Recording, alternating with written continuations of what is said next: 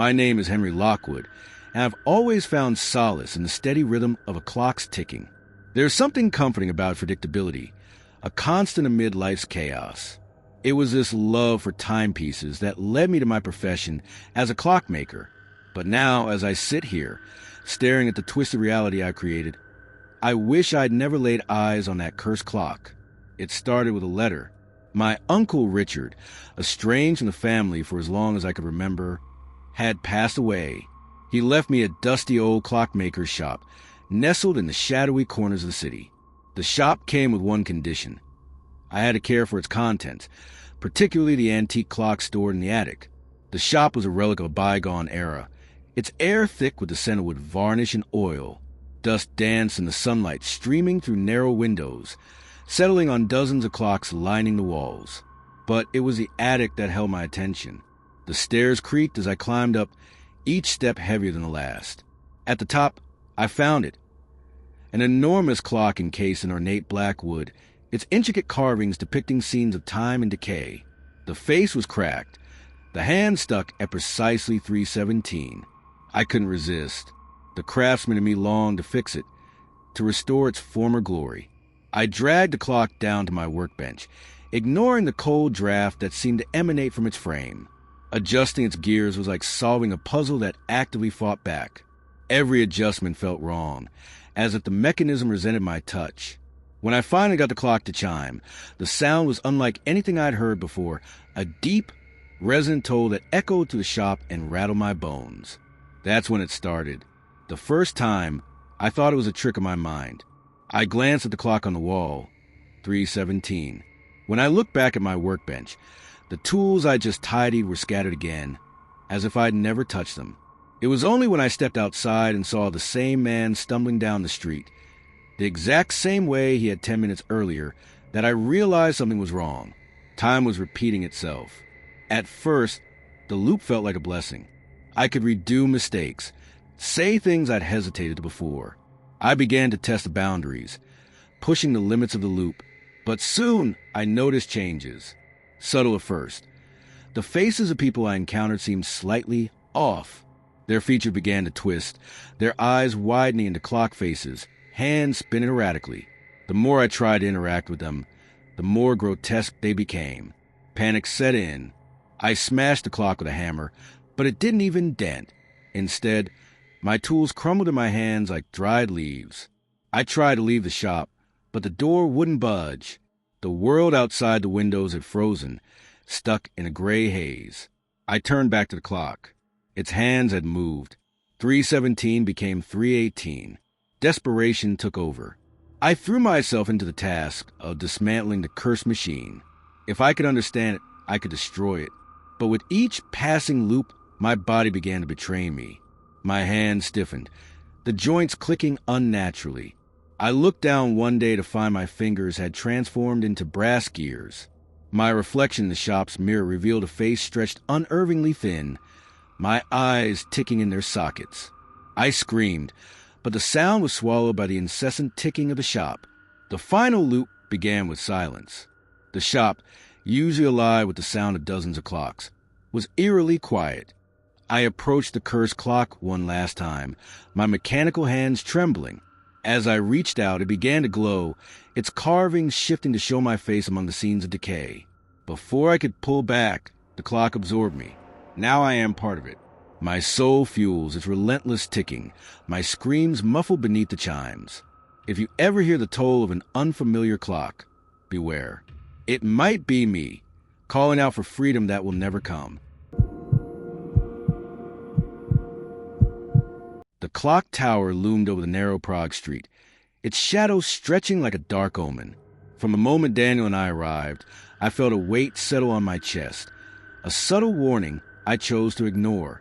"Let's make it quick," I said, brushing off the chill creeping up my spine. Daniel, ever the optimist, grinned. "Quick? Where's the fun in that? Rumor has it, this place was cursed by the clockmaker himself. Aren't you the least bit curious, Mira?" I wasn't. At least, not the way he was. My curiosity was laced with caution, my steps hesitant as we crossed the crumbling threshold.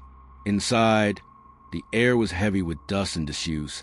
But beneath it all, there was something else, a sense of something alive, watching. The walls groaned in protest as we climbed the staircase, the iron railings icy under my grip. Every creak felt like a whisper, the echoes chasing us upward. When we reached the heart of the tower, the room with the great clockwork mechanisms, Daniel's excitement was palpable. "That's it," he whispered, pointing to the golden pocket watch resting on a pedestal at the center of the room. I should have stopped him. A voice in the back of my mind screamed at me to intervene, but curiosity is a siren's call, and Daniel was already reaching for it. The moment his fingers closed around the watch, the clock above us groaned to life. Its hands ticked backward, the sound like a blade scraping bone. "What did you do?" I asked, my voice sharper than intended. "Nothing. I just picked it up." He turned the watch over in his hands, his expression a mixture of fascination and unease.